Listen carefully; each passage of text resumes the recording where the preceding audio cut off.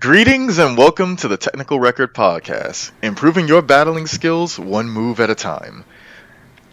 I am Tehran, and joining me today are J-Man and Weakness Policy. Introduce yourselves, gentlemen. Yeah, it's J-Man. Weakness policy here. Alrighty.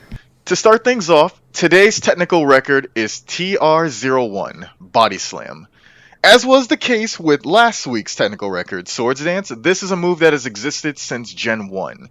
It is a normal type move that deals physical damage, 80 base power, and as of Gen 2 onwards, has a 30% chance of inflicting paralysis on the target. In Gen 1, it was 33%. A marginal nerf, but it really doesn't matter in the long term. Some notable aspects of Body Slam. As of Gen 6, and this is retained even for Gen 8, if the target Pokemon has used Minimize at any point in the battle and is not switched out, being targeted by Body Slam works the same way as Stomp, which is to say you deal double the regular damage and it bypasses accuracy checks to always hit. Of course, even if the target is used Minimize, if they use Fly or Dig to go into a state of semi-invulnerability, you're still not going to hit them unless you have no guard as your ability. The notable users of Body Slam include basically anyone with Serene Grace as their ability. Serene Grace doubles the 30% chance of inflicting paralysis to 60%. Pokemon that I've seen use that would be Togekiss and Dunsparce. This is only in singles. Basically, no one ever runs this move in doubles. I've yet to figure out why, but I suspect it's because those Pokemon have more important things to do, especially Togekiss. So we are here to discuss popular VGC strategies that were either annoying, disliked, or just favorite to watch. J-Man, take it away. So, one strategy I really like, but I grew tired of it real quick. And I think I've mentioned this to you earlier. And it's the Galarian Moltres teams. No matter what, you're going to see, with that team, you're going to see a Moltres. You'll probably see something to set up screens, something to go ahead and proc weakness policy. If it's not procking weakness policy, you're going to have somebody with lightning rod, so you can redirect electric gun weakness, throw in some water, throw in somebody that can go ahead and switch out. So for instance, let's say Moltres. What's the name of that flower Pokemon? I forgot his name. Oh wait, which one? Comfey? Comfey. Yeah, Moltres, Comfey. Yeah, Comfey. You throw those two. You can throw in Raichu. You can throw in Alolan Marowak, just so you can have fire and you can have ghosts. And from there, just fill out your weaknesses and build the rest of the team off of that. I love the team, but it just got real saturated once more and more people figured it out, especially when people made it real popular as well. And then what was the strategy with Comfey? Was it to proc weakness policy? Oh yeah, so literally you can turn one, just Dynamax Moltres, and then next Comfey has Triage, so you go ahead and do Sweet Kiss or Drain Kiss. Yeah, sorry, Drainikiss. Sweet Kiss, I think it confuses. But Drainikiss, it gets priority just because it's ability. And then next procs the weakness probably does pretty much no damage to it. And then Moltres, because of this, it's actually not that bad when it comes to bulk. It's a decent bulk. It's just ready to swing from there.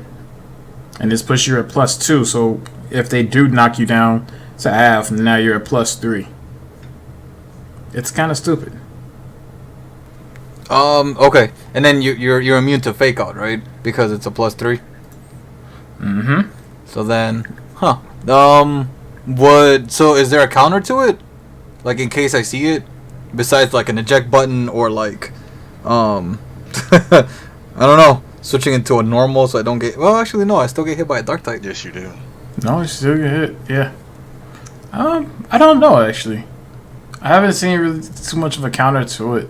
A lot of people slowly stopped playing it because that was one of the when was about to say. Oh no, I was about to say Iceborne because I'm thinking of Monster Hunter. When the actual DLC came out, the Crown Tundra, it was one of the higher tier ones, but it slowly fell off. I'm not exactly sure why. Maybe because you still got other things that are pretty good as well. Okay. I know Moltres does hit what's the name pretty hard as well. Metagross. Oof. Is it because of the fiery wreath? Maybe just because it's dark. Dark in general. And that too. You'll go ahead and you may not outspeed it unless you're going max speed. I'm not sure if a Metagross is gonna go ahead and just go max speed, max attack. You wouldn't be surprised in low elo. Exactly. Yeah, that's the thing with Metagross. As of I believe the change was implemented in either Gen 5 or Gen 6. But in the past, steel types used to be resistant to dark. So Metagross being steel psychic would be neutral to it. They have since revoked that resistance, so now dark type moves are super effective. Well, they're not super effective against steel, but they're no longer resisted by steel. So your Metagross, if you didn't invest in bulk, that Moltres is coming at you, and it probably won't be pretty. Especially if it's ×2. Yeah, ×2, and you. Oh man, especially if you got like a beak. Your what is it called? The ability. Oh, were you talking about the item? No. Moltres' ability. Oh, Berserk. Berserk. There you go. Yeah. Ooh, that's a pretty nasty thing, dude. That is a pretty nasty thing. Then you'd be at 2.5 since you're +3 minimum. Right. Yep. Exactly. Yep. And when he strikes, you're gonna feel it. From there. No, it truly reminds me of like Series 6 when people were using the what was that? Durant. Kevin Durant. Kevin. Hey man, we call him Kevin. They're using Kevin, and you just turn 1 Dynamax because why not? You're already getting your boost from Hustle. And you're not gonna miss. Yeah. Oh, that actually was a strategy in I think season 1, like when the game first started. Yeah, out. it was hilarious. It was because this was my first time seeing Kevin and competitiveness, and I was like, man, I remember asking why is it turn 1 Dynamax in this thing, and somebody explained to me, well, Hustle, right? Dynamax moves are 100% guaranteed to hit, and Hustle reduces them, but because it's Dynamax and it's Dynamax moves, it nullifies that, so he still gets the extra boost plus a Life Orb, right? If it had a Life Orb, like plus a Life Orb and Hustle, it's like, man, you're probably gonna kill something, whether or not they're bulky. And something that always happens is that people see Durant and think, oh yeah, it's a steel bug type. This thing's hella slow. No, this dude is fast. He trains with Speed Racer. He's coming at you. Yeah, my boy's at base 109. Yeah, man, 109, make it fast as possible, man. He's base 109 while Moltres over here is base 90. This thing is faster than a bird. That can fly, right? That can fly, and it's a legendary bird, not just any bird. It's a legendary bird. Goodness, can you imagine that thing, like, not even in your house because that's nightmare fuel, but just walking outside and you see a Durant just. Was that a dune buggy? Oh wait, that's an ant. No, dude, it reminds me of the Huntsman spider that they have down in Australia. Oh, dude, that thing moves. I can only imagine this thing coming at me with a base speed of 95. I'm throwing a Pokeball whether it's empty or it's got my pellet in it. I'm like, nope, we're fighting. Imagine though, like I think the size of it, I think the human scale size of it is actually kind of small. Yeah. So if this thing was the Dynamax, it would probably be like the size of a normal human, technically. Don't say that. Don't take credit from Kevin, man. Don't do that. Oh, this man said, "Oh look, Dynamax!" Like, hey, you see the camera like closing in, and it gets bigger and bigger and bigger, and once it zooms out, it's like the size of like your nephew's tricycle. Greetings. This thing's ready. This thing's ready with Hustle. Like, bro, it's like, quit it. Was I supposed to be terrified? Like, quit it. All right. I mean, that's an interesting fact. Did you have anything else? Did you have another strategy that you that maybe one of us annoyed you with, or like maybe you saw a lot in? Okay, all right, go for it, man. God, oh my god, I truly hate the Hatterin. Ah, yes, the queen. Yeah, Hatterin and Didi. You throw that out there. If you're gonna go ahead and fake out, you may go ahead and prolong it, but they're gonna get the trick room up no matter what. Just turn 1. Here you go. Follow me. Mm-hmm. Can't fake out. Can't. You just gotta prepare for the trick room. So I will say though that Storo Maestro, who is not here with us today, did bring a wonderful counter to nullify that. He brought in Entei Torkoal, and I should have known better, but I did it anyway. So I did follow me, trick room, and he does eruption twice. And guess what? I'm down to 2 Pokemon. Not even trick room. Boom, boom. Like I should have known better, but you know what? My greediness inside me was like, nah, you can still pull this off. No. There's eruption in the sun while they're both in full HP. Hey, buddy, you want to see my best Pompeii impression? Eruption. Oh man, that guy. That reminds me of the time I sent Gudra up against Hatterin. It got hit with Max Starfall, under Psychic Terrain, and... Well, no, Psychic Terrain doesn't matter because that's a Fairy type move. But he got hit with Max Starfall, and he was like, yeah, dude, I'm here. Not Dynamax. He ate it comfortably.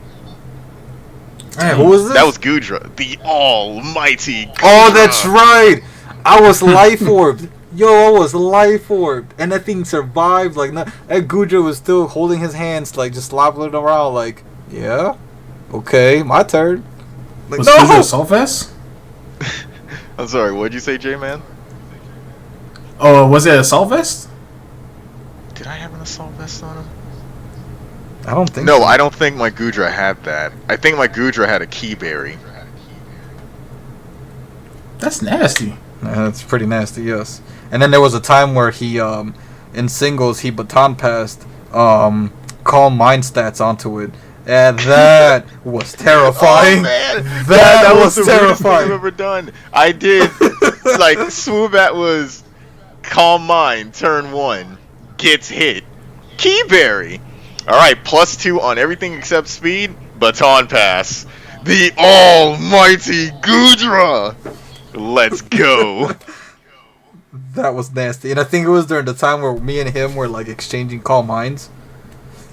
And then I was wondering, I was like, who are you going to baton pass that to? It's like, alright, buddy, I guess I can do this all day. And then I realized, oh, wait, crap, no, I can't. I think it's too late. Yeah, like, I think it's too late. Yeah, that is one of the things that I remember doing to you guys earlier on. The Indeedee and the... I'm sorry, but Hatterin will always be my favorite Pokemon of Gen 8, no matter what happens. But, yeah, this is... that was a thing. But now that you... See, here's the thing, though. Now you have priority moves that, like... Yeah, priority moves, you could, Yeah, there's more spread moves nowadays. I don't know if that strat is even, like, that more... like as good as it was before. Honestly, if you're gonna do it now, you would go you like can Trick simply... Room, don't Dynamax, and then pop Expanding Force.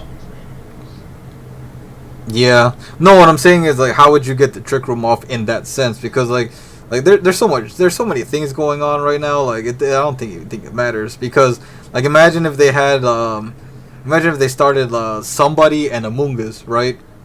And you decide to do Trick Room. That Amoonguss is probably gonna go first next turn.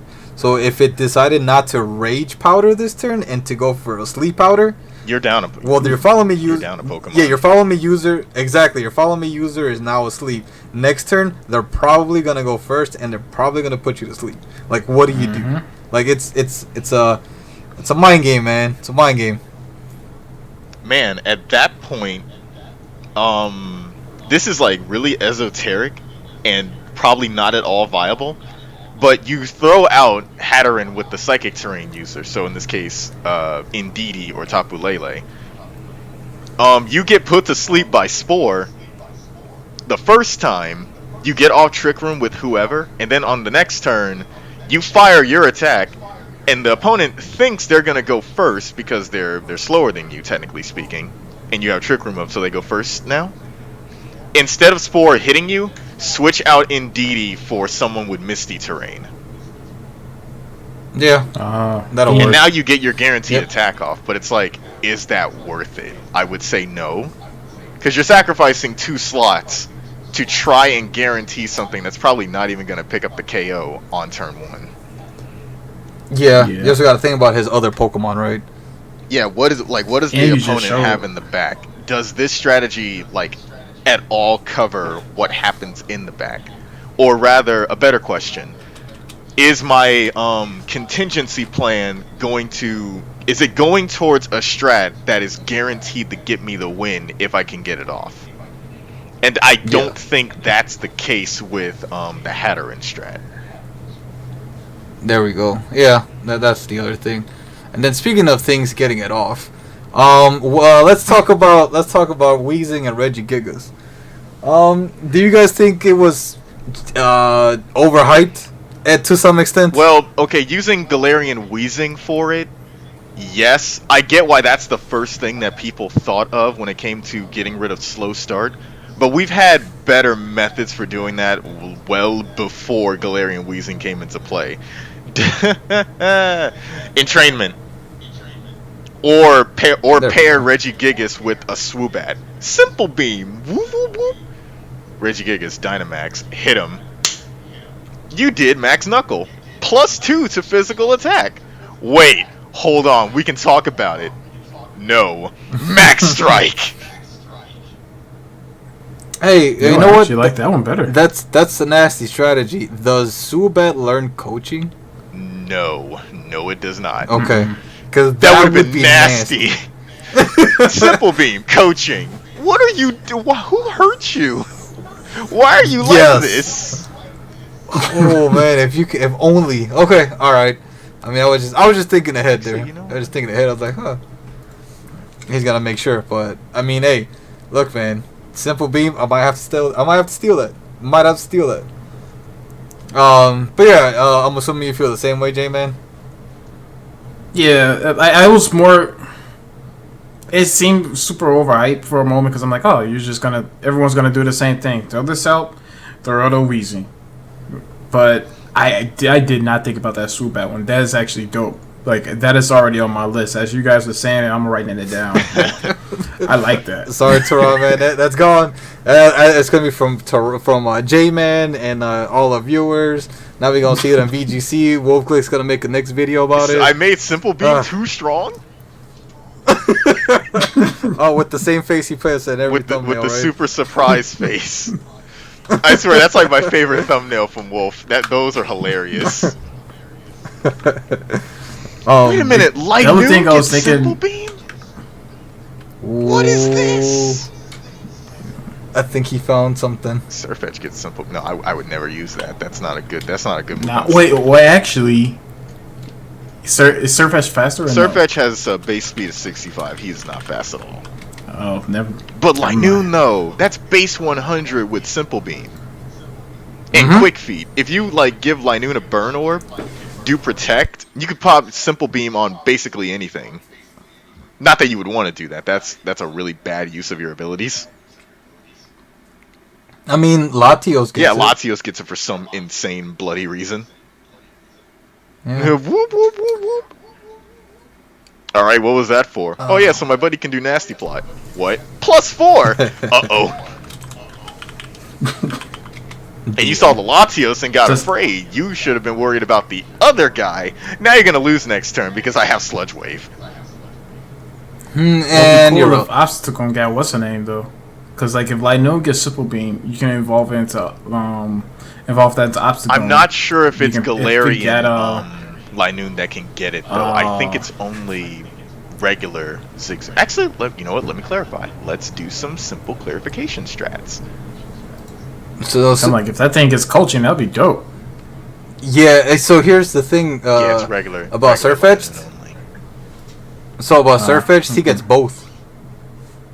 Yeah, that's the only reason I was asking Surfetch speed, because it's fighting. Almost every fighting type gets on coaching. Coaching. Yep. I mean, unless you're Cinderace, or for most, yeah, unless you're Cinderace. That's a whole different story. That's a whole different story. Yeah, For a whole yeah.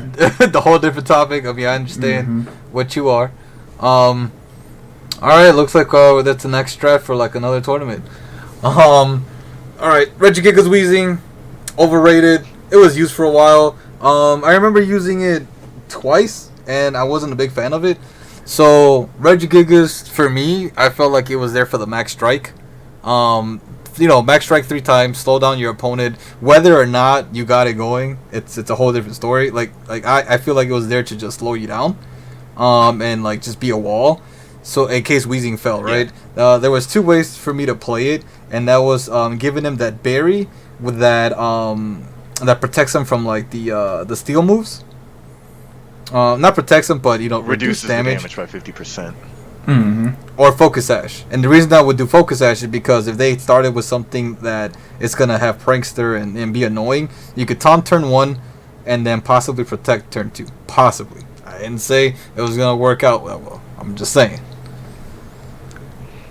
And then keep it alive at least for 2 turns. And there you go. And I suppose to explain a bit to the audience why the Regigigas plus Weezing strat is considered overrated now. This was not considered by the majority when the strategy was first conceived, but the thing with Galarian Weezing is that you don't want to pair neutralizing gas with Pokemon that are absolutely garbage with their ability. You don't want to pair it with Pokemon that need to get rid of their ability. You want to pair it with Pokemon who can live without theirs. Yes. And that was not the way it was initially being run. Because, like, another Pokemon that was considered as a good partner for Galarian Weezing was Archaeops, whose ability is Defeatus. Every time if its HP falls beneath 50%, its attack stats are, like, cut in half. And that's terrible. You need to keep that thing, like, in good condition because he's got self-esteem issues. Mm-hmm. But if you pair it with Galarian Weezing, now you've got the problem of keeping both Archaeops in good form and Weezing. You don't have that luxury in doubles. That's not sustainable. Instead, you would use. I mean, this is a bad example because the starter abilities are not very good.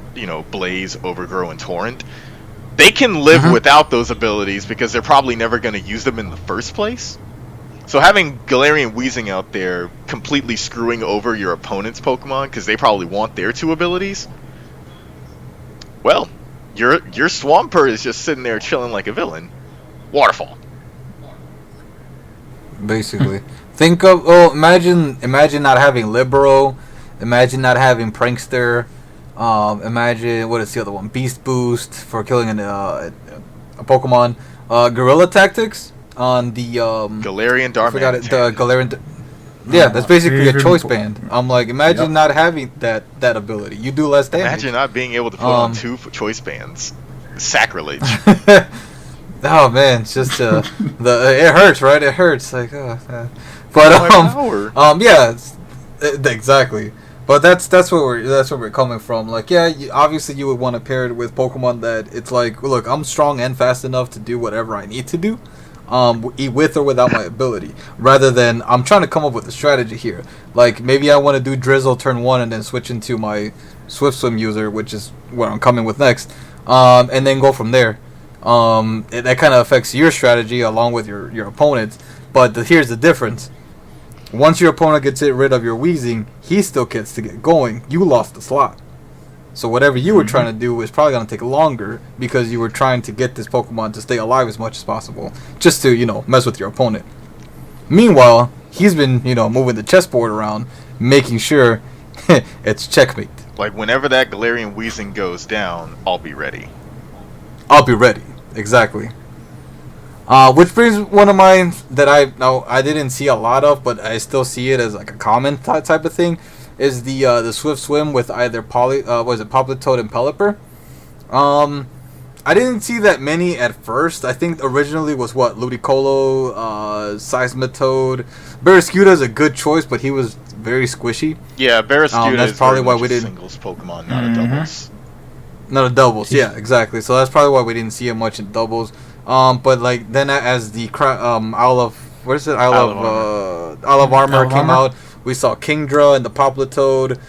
Because before that it was what Pelipper, Ludicolo, Barraskewda. a lot, and Barraskewda. Maybe Seismitoad here and there. Maybe.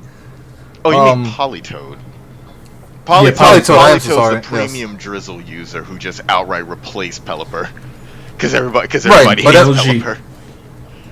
Hey, but if you had Drizzle and you were trying to outspeed and you had a rain team before Isle of Armor, that was your only choice. That was your only option. Yes, but now Isle of Armor changed all that. Kingdra, so that was one of the things that I didn't see too much of, and I think that should stay as a staple because that brings up to my other one that I also see a lot of, and that's Torkoal and Venusaur. Oh my gosh! I don't know. Venusaur, here we go. I love this. I love that team. Alright, J-Man loves it, so let's start off with that. Yeah, you have the floor. Please regale us with its power. Yeah. It's just stupid because you could just pair. If you want to play fast, you can't. If you want to play slow, you can just throw on the Dusclops with that team. Throw on another Pokemon plays great in Trick Room. Now your team, your opponent got to think, what is this guy's gonna play? What is he gonna do? You just give them the mental fuzzies at the beginning, or you just throw in a Charizard and then boom. Now you can play into the double sun fire with Sunny Day. This isn't at all what I expected. That's the point. Or you know what? If Venusaur gets Worry Seed, you could throw Regigigas on that team. Indeed, you could.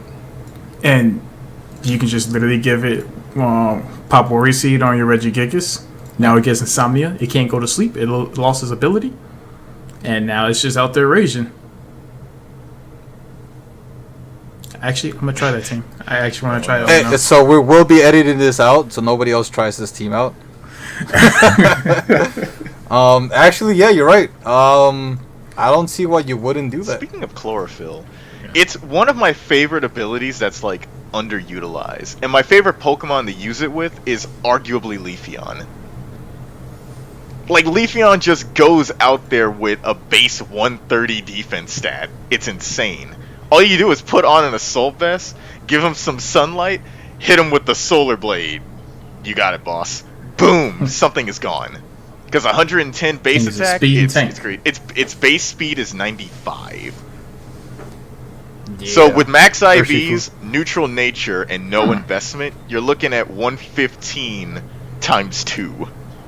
For free, just for showing up. How's his move pool? How is his move pool? So I'm gonna reference its max moves. It gets max Flutterby, or Flutterby. I'm gonna say Flutterby, and that's a 130 base move because you're using X Scissor with it. You get max Strike because basically everyone gets max Strike. Probably Giga Impact. Max Knuckle.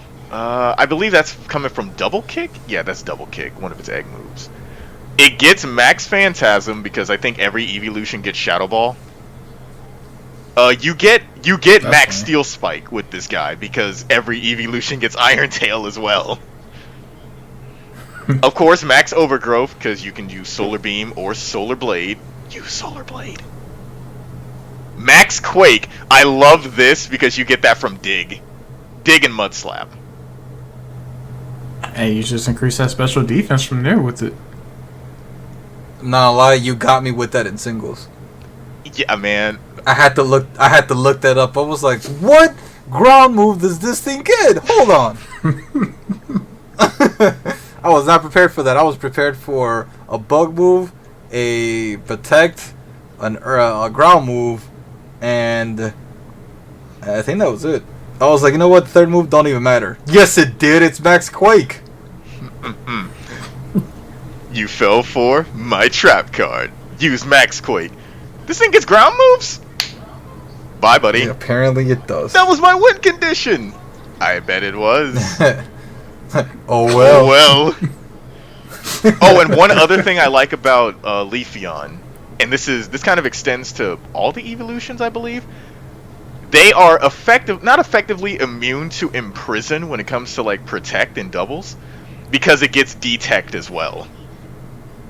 And that's like a little extra mind game strat that I love to employ, because everybody runs protect in doubles because it's kind of mandatory, but everyone has started to run imprison as well because it's a really solid move, since the moves you use across different teams are all very common. Oh, you seal protect? Well, I guess I have to eat that max move now. Oh wait, no I don't. Detect. Reduced by 75%, fool. And you wasted your turn. Oh, that makes sense. That makes sense why you would do detect over protect. I always figured it did matter, unless that's the only one you got. Like the downside to detect is that you only get a maximum power points of 8, and that's assuming you use a PP max on it. Protect is what, 20? Yeah, almost. Oh no, you can say unlimited. It's 10. But you can boost that to like. But even like then, anything above 5, it's basically unlimited. Unlimited, basically. Like, cause you're not gonna survive. You're not surviving 20, 30 turns, right? Like you're not in it's doubles. Gen 8. Not with the timer being only 20 minutes. You ain't doing a stall war in this generation. That's not happening. 20 minutes and Dynamax, like all of that's gonna cut down the time in a matter of seconds. All right, so yeah, that's that strategy there. Torkoal, Venusaur. What were you gonna say about that, Tehran? What, Torkoal, Venusaur? Yeah, Torkoal, Venusaur. Man, what is there that hasn't already been said? One other thing that I like about the strat is another way to fake people out with it is to bring a Trick Room user in addition to the Venusaur. Because then people are going to they see this and think, okay, Torkoal is either going to do Eruption as a backup, like cleanup move, while Venusaur is the main threat. But then you throw out Torkoal and a Trick Room user and you're thinking, what does this do? Trick Room. Hey Torkoal, did you do Protect on the first turn? Yes, sir. Guess who's fast? Guess who's the fastest thing on the field now? Me? Give him your best Pompeii impression, buddy. Boom. Look, a Torkoal that goes first and has Eruption, it's one of the scariest things I've ever seen in doubles. That is, that is pretty scary. And that is such a, oh man, that is such a fake out. And here's the problem, Torkoal's physical defense is really good, so if you didn't lead with a special attacker that's also super effective, you're probably not picking up the KO in one move. And that's assuming you pick the right target, because if there's a Torkoal on the field as well as a Dusclops, I don't know what you're supposed to do about that. Yeah, you gotta choose. You have to choose, flip the coin. And whatever, it doesn't matter. Your choice is the wrong one. And that's why we have good old spread moves. But I mean, it's not like they're like common on every Pokemon, so there's that too, right? Yeah, and spread moves are like notoriously difficult to use correctly in VGC because of the reduced damage. Exactly. Yep. I mean, unless you talk about good old expanding force. That's kind of let's not. I want that to get nerfed still. You still want it to get nerfed? So the thing that we're talking about here, it's not. I don't think it's on our list. No, anybody? I mean, that's an honorable mention for me. Okay, you know what, Tehran? Go ahead.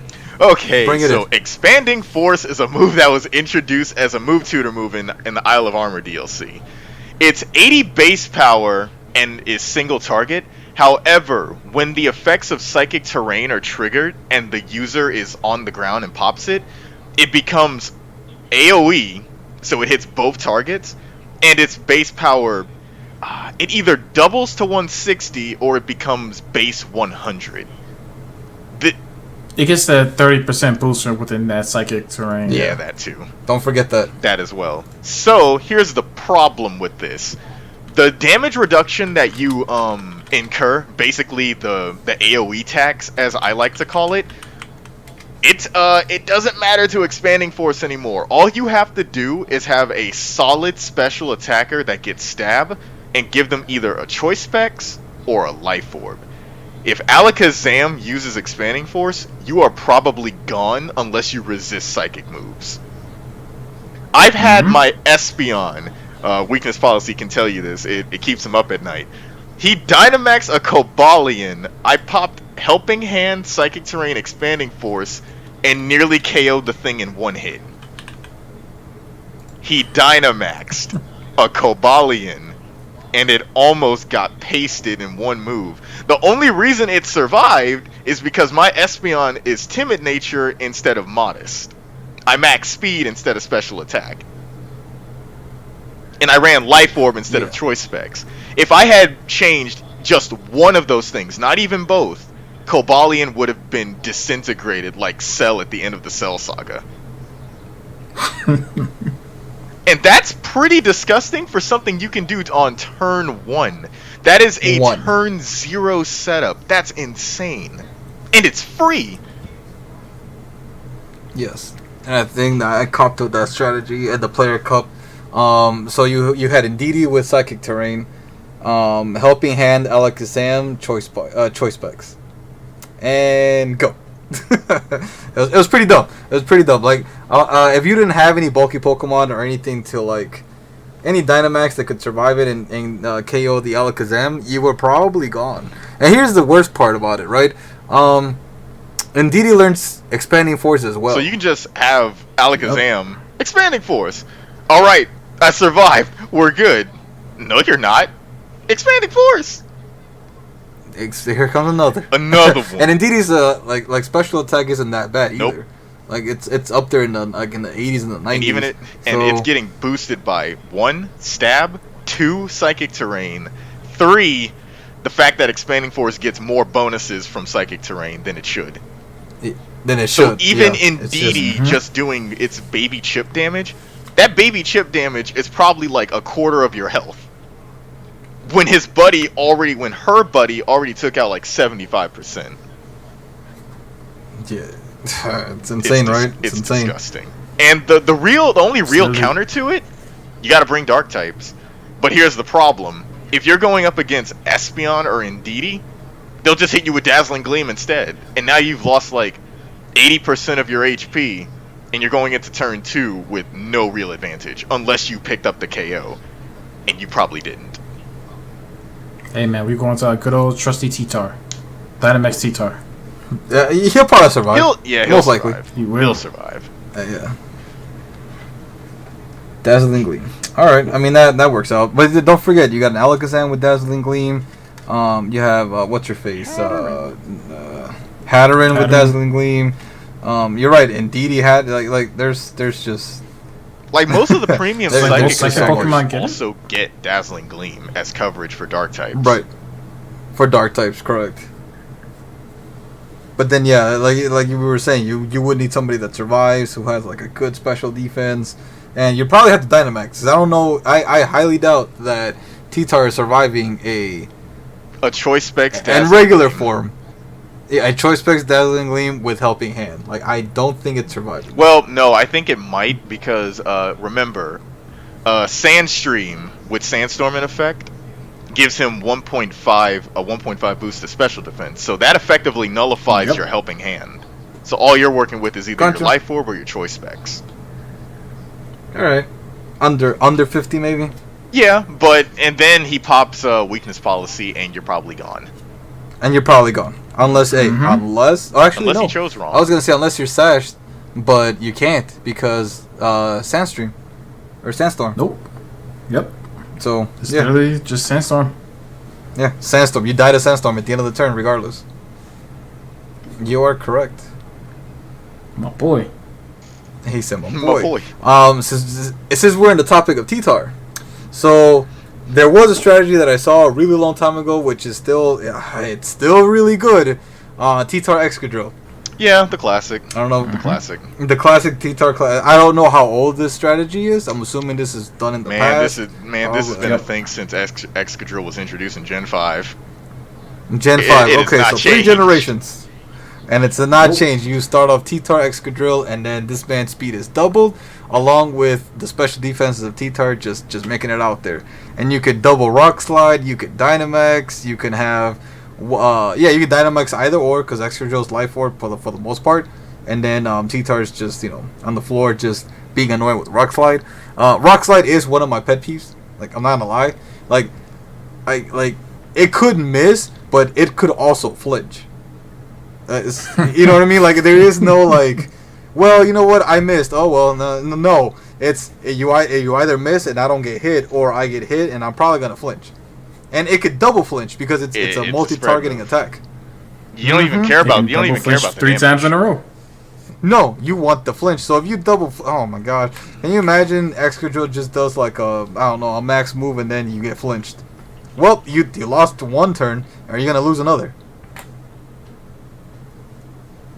But since this is double, you got to worry about. Is that T-Tar going to double into this target, or what is he going into, or is he just going to drop the rock slide as well?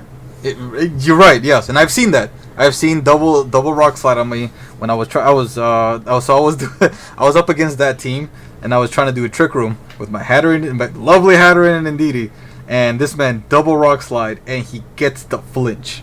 I lost a turn. Now sometimes. Turn 1 trick room is like it's crucial. Like it has to happen, and if it doesn't happen, you're probably gonna lose the game. Yes, and for me to just lose turn 1, oh that's it. And especially in the meta where like when you go on online on the rank battles, it's a best out of 1. So like there's no room for error. And if you lost that that trade, well you lost. There's no run it back. You gotta move on to the next. Nope, there exactly. Hold your There's L and no get back nothing. in line. Yeah, I mean it's pretty hard. Like you could probably still win, but man, it's gonna be really difficult because now you probably have 2 Pokemon who are about to lose, right? About to lose their health in the next turn, and you probably don't have anything in the back, or you can switch out and take the risk. I mean, I don't know. What do you do? Especially like bringing weather of your own isn't that common, so like then that's why I hate fighting anybody that has their own weather. Because I don't bring my own weather because I don't really need it or use it. But then when I see it, I'm like, man, it'd be nice if I would have had this just to have it. Just to deny you yours. Yes, and now I gotta blow a Dynamax move just to get rid of your weather, and it just turns into Weather Wars. And we tried to leave those days behind in Gen 5, and clearly clearly they caught back up with us. Yes, yeah. Whether it's a Surge War or a Terrain War or a Weather War, it's always a war. And not only that, there is always a war. So we're always fighting for speed, for weather, for terrain, and I think that's it, right? For the most part. That's it. Yeah, and it's always a I'll tailwind your tailwind, and let's see how far that goes. You know what? I see your tailwind and raise you a max airstream. Airstream. Oh, didn't see that coming. Like, haha, gotcha. Doubled your speed and then you hit it with a +1. Did you have to do this? Sunny day. Exactly. Like that's the it's a lot, right? It's a lot to take in. But with that one right there, we'll stop. We'll go into a segment we like to call Pokemon of the Week. Who's that Pokemon? It's Incineroar. So our Pokemon of the week is Incineroar, and truth be told, I love this thing. It was introduced in Generation 7. It's a Fire Dark Pokemon with 2 abilities like Most Starter, Blaze, and Intimidate. We'll touch on Intimidate in a second. But for the most part, in VGC right now, you're using this thing as a pivoter. It is there to come in, Intimidate, drop that attack stat. Your Pokemon can take a hit. Use Parting Shot, drop their other stats. Fake Out, peace out. He comes back in later when you need him. And that's pretty much that. You guys got anything on him? Oh boy. So back in Gen 7, Incineroar was very different from how it is now. Incineroar, because it was a starter Pokemon, when it was initially released alongside Pokemon Sun and Moon, its hidden ability, Intimidate, was actually not available for a long time. So, instead of using it with Intimidate and Parting Shot and Fake Out and all of those wonderful mic height moves, this guy was actually a pretty decent offensive attacker. With a base attack stat of 115, watch out. When he enters the ring, he's coming for you. And 90 base defense and special defense, that's pretty good. You could just slap an assault vest on this guy and just go to town. But after his hidden ability came out, we got some really absurd strats with him.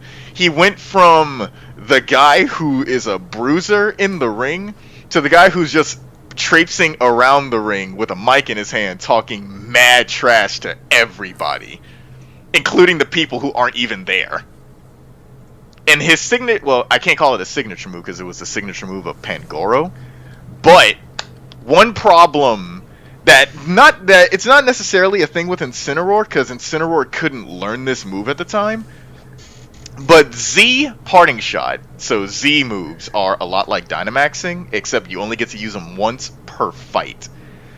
Z Parting Shot, in addition to lowering your opponent's attack and special attack stat by one stage, when the user switches out, whoever comes back in gets 100% of their HP restored. Ew. So if your opponent... So basically, you throw in Incineroar, lower their attack stat by one stage, have, I don't know, Silvally or Pangoro, or honestly, preferably a Lowland Persian for it. Have a Lowland Persian do Parting Shot. Alright, now you're -2, and my physical wall, who took a beating a while ago, but I switched him out at the right moment. Guess who's coming back at full HP? And you at a deficit. Wait, don't do this. And you still got Incineroar right next to him, so you've got a problem. That actually sounds disgusting. And then oh my goodness, and then we gave Incineroar Parting Shot in addition to Intimidate. Now you don't have to waste a party slot for someone else to do Parting Shot. Incineroar can just come in, grrr, ninja, -1 attack. You know what? I'm gonna leave you with a parting gift. Alright, I'm tagging out. Send in someone else, probably another Intimidate user like Scrafty. What you looking at, fool? -4. Can I do things, please? Yeah, you can sit there and do nothing. That's what I'll give you permission to do. And I've seen Switch Wars with Incineroar with the Intimidate and Parting Shot. It gets really ridiculous really quickly. That is our Pokemon for the week, Incineroar. Let us know in the comment section below how you guys feel about it. Do you guys feel like he should be #1 in Pokélytics? As far as like VGC and popularity, especially with like the rising of Urshifu and all that coming up, but it's all a different story. Moving back forward to the topic that we're talking about, VGC strategies and popularity. We were just talking about a swagger strategy, right? So the one thing that that I didn't see a lot of, but I did have a thought. Yeah, we're gonna redo that. A thing that I had, a thing that I didn't see much of, or probably never at all, but I had it in my thoughts, was Prankster. Well, Swagger or Flatter with Prankster, and using that on your own Pokemon with own tempo.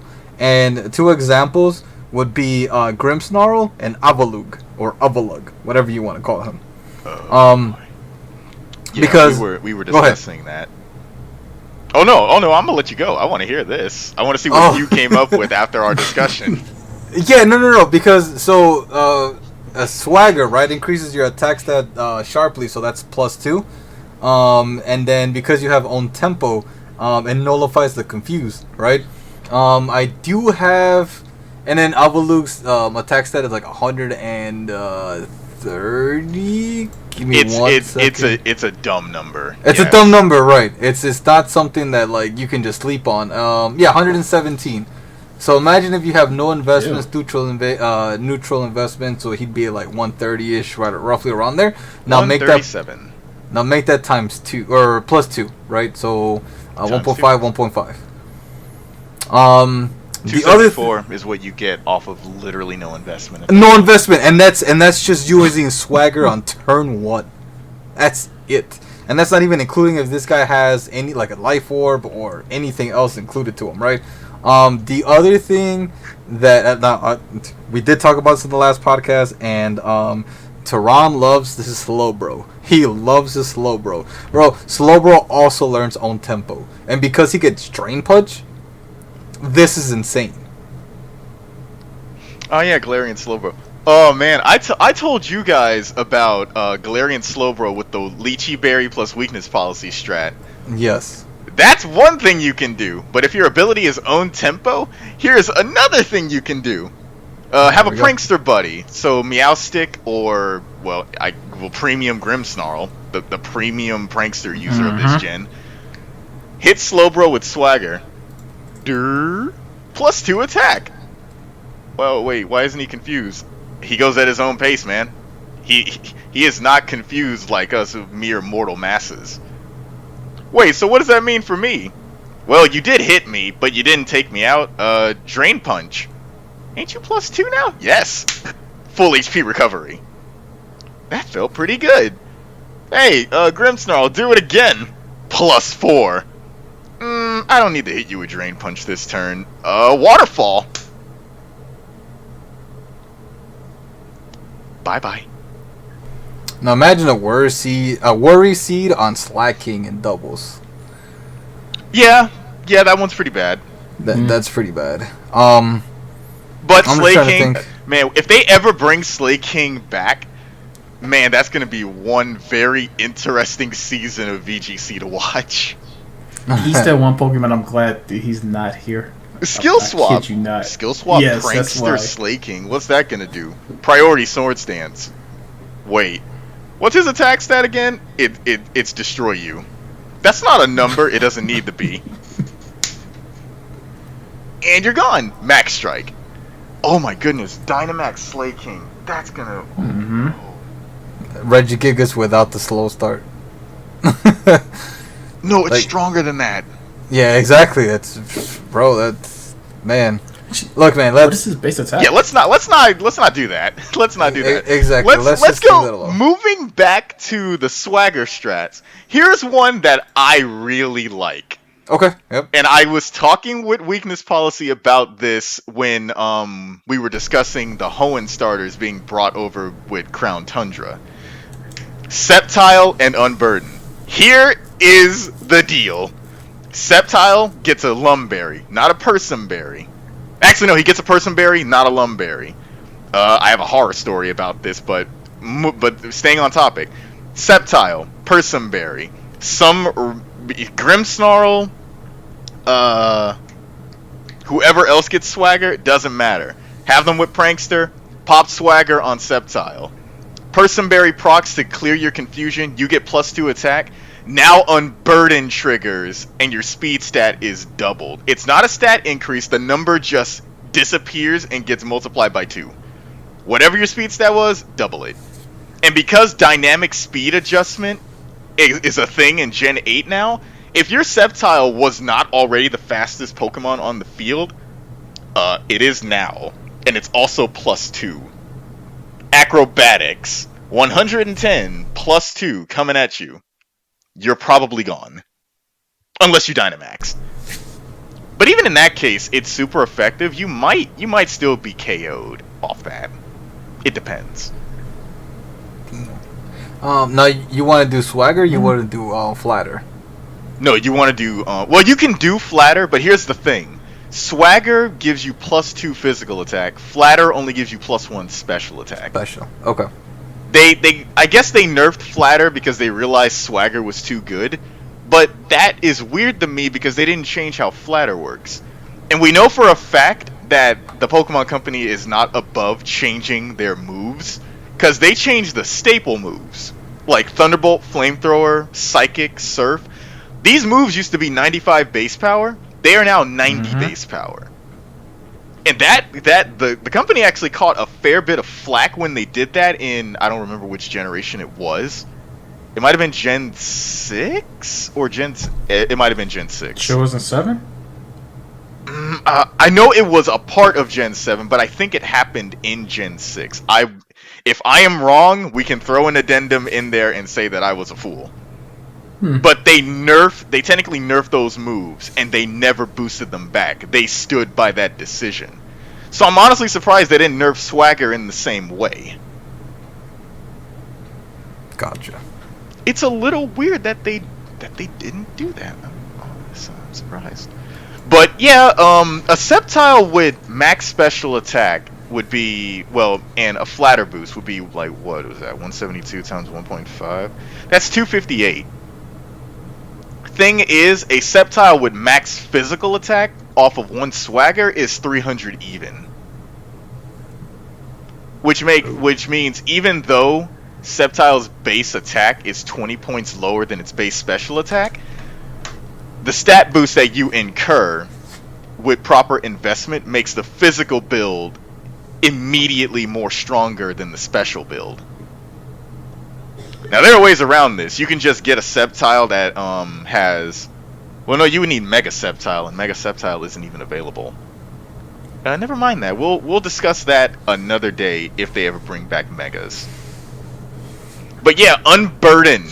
I love this ability, and I'm so happy that Sceptile can finally get it. Well, get it universally without having to have you attend an event to do so.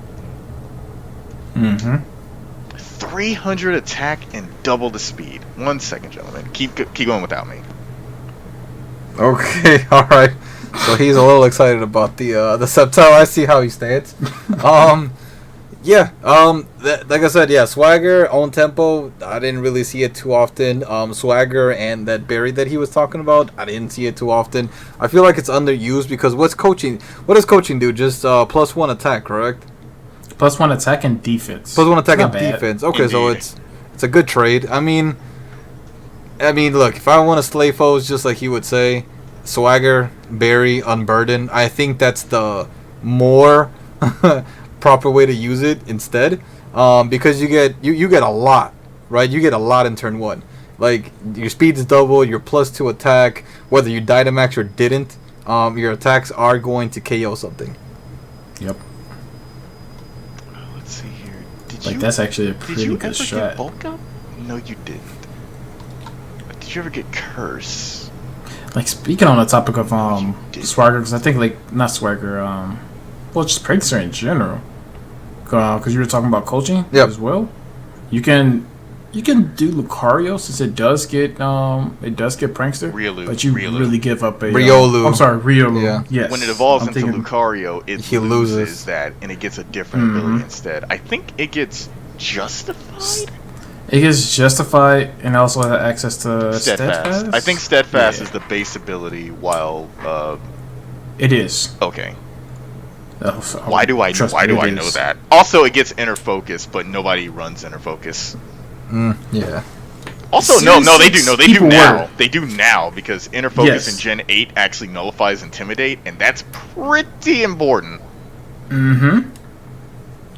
Like when Series 6 hit, a lot of people realized, oh, they banned a few good Pokemon. We need somebody that can not get faked out, and they can go ahead and do my setup for me.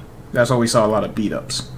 But back to Riolu, like he is one option that you could do with like coaching, but looking at comparing that strat to the one with Sceptile, you literally either lose an item which is beneficial for him, or lose a Pokemon slot, and I'll always lose that item over that Pokemon slot. You're probably gonna get like maybe one coaching off. That's about it. Yeah, unless he's sashed, and then maybe he can get another one. Maybe you get a second one. And in that case, you have a Sceptile that is now, well, it might not necessarily be Sceptile, it could be anything, but you have a Pokemon that has +2 attack and +2 defense, and that ain't bad.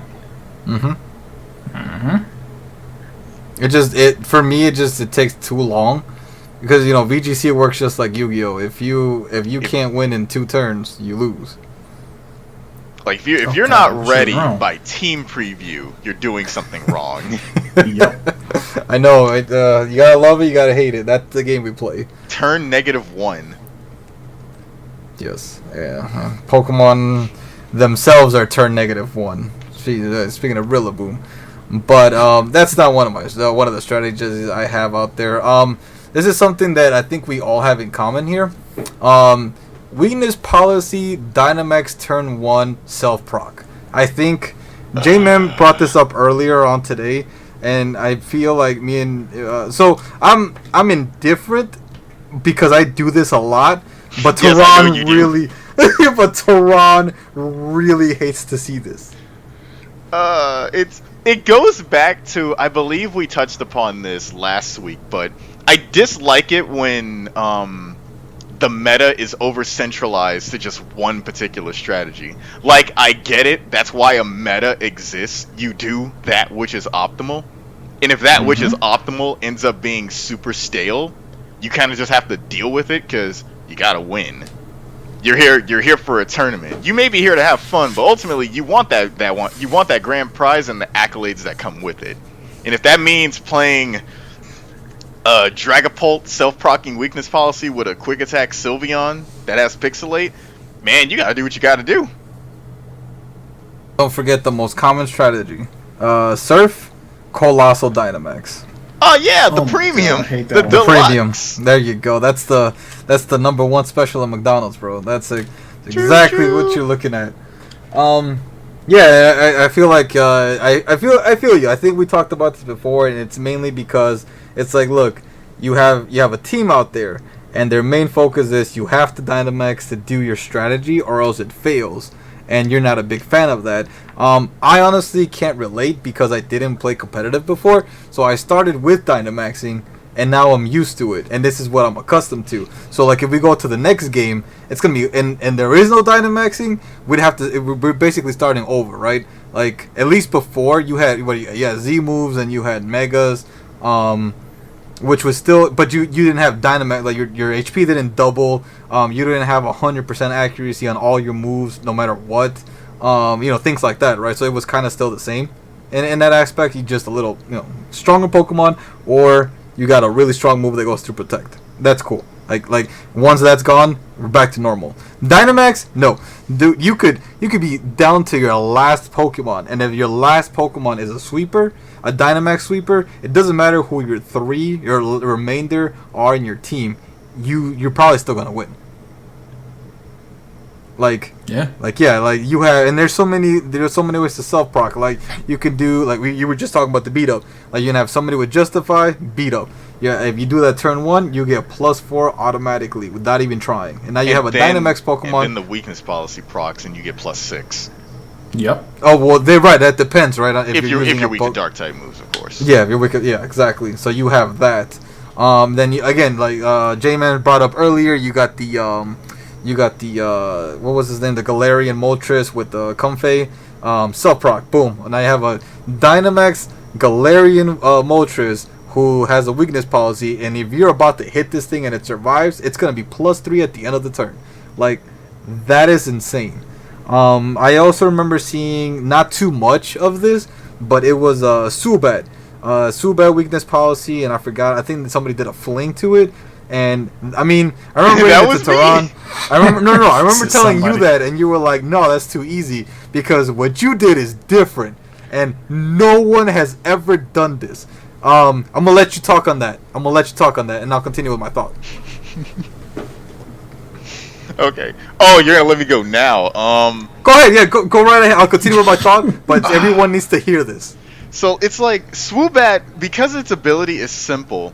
You have a lot of leeway in terms of what you can do. So here's what I like to do with my Swoobat. Boosting my attack and special attack stat by 4 off of nothing. Oh yeah, sure, that's cool and all, but that's super pedestrian to me. What I like to do. All right, so I got Calm Mind, +2 to special attack and +2 to special defense. What else can I do? I can put on a Keyberry. So now if I get hit by a physical move, +2 to my physical defense. What can I do to proc my Keyberry and get a stat boost at the same time? Oh, of course! Why didn't I think of this? Hey, buddy, can you throw a Salac Berry at me and increase my speed by 2 stages? Sure. Catch! Om nom! Om nom! +2 to every stat in the game except accuracy and evasion. And I guess critical hit, but I don't think we count critical hit. +2 to every stat that matters except physical attack. You know what? If you don't KO Swoobat on this turn, the next turn I get to do one of 2 things. Actually, one of 3 things. I can do Giga Drain and heal to full, and it doesn't matter what I hit. I can do Stored Power, which is now plus 2 times, what is it? 2 to special attack, 2 to defense, special defense, speed. Oh. That's plus 8.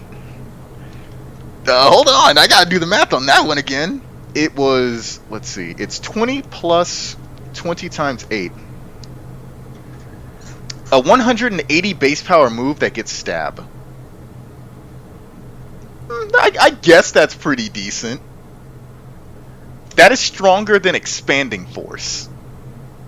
It does not matter what gets hit by this. I remember, and this actually surprised weakness policy. I did this exact strat on turn 1 with my Swoobat. On turn 2, I fired off stored power at a Togekiss that had max special defense and max HP. This Togekiss got sent to the next dimension. It was gone. There was no coming back from it. It's like, follow me! Gladly! Boom! What else you got? You just KO Togekiss in one hit? No one does that! I did. I don't like what's on the field right now. You know, Swoobat, you're the fastest thing here, and they don't have Fake Out. I know they don't have Fake Out. Baton Pass. Send in someone else.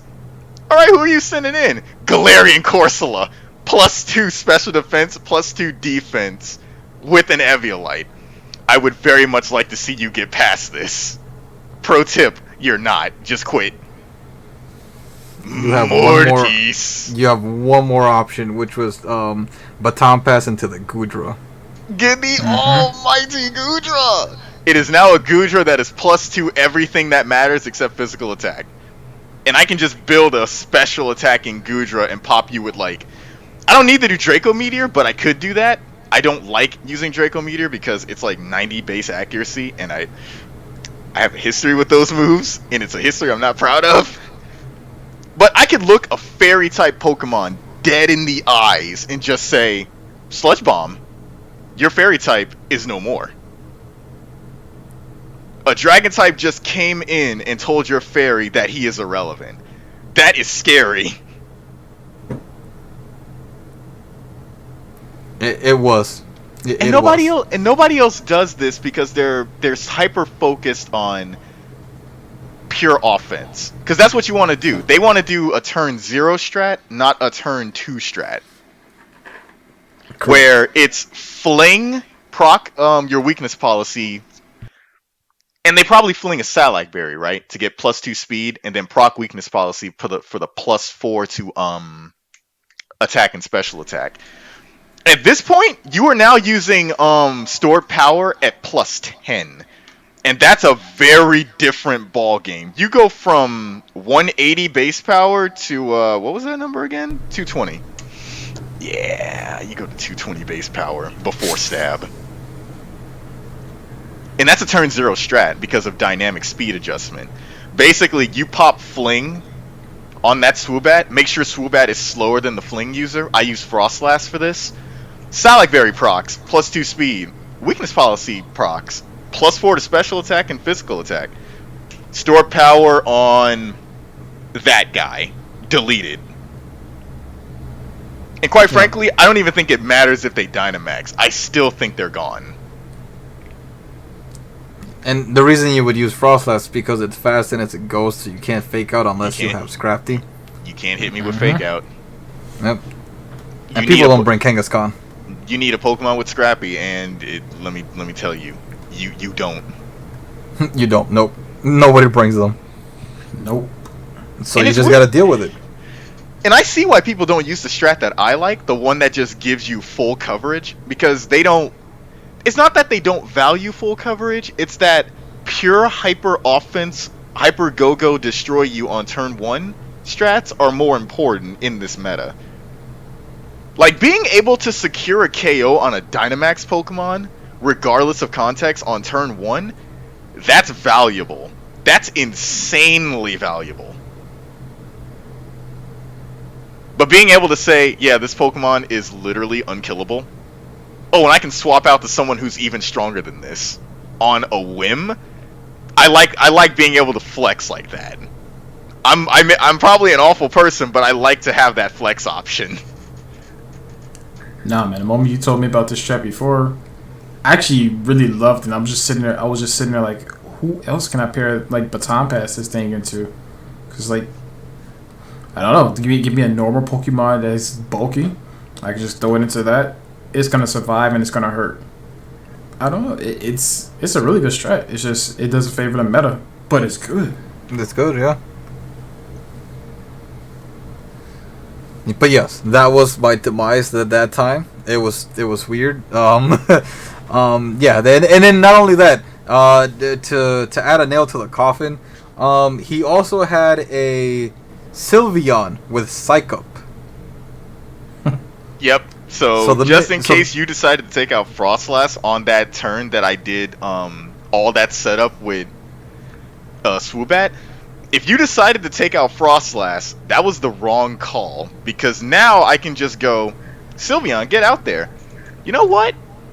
Swoobat, do Protect. Got it, boss. Hey, Sylveon, do Psych Up. Copies everything. Hyper Voice. Power. Whoa. This thing is fast. It has, oh my god, this thing is plus 10 from nothing. Just because it came in. Or plus 8 yeah. from nothing. From nothing. He looked at his buddy and said, I want to be that good. Guess what? I am. And that's it. And that's all it took. And because you have Hyper Voice, man, I don't care if you resisted. You're taking a lot of damage from a plus 2. Yeah, it's pixelated. And this isn't counting, like, my item.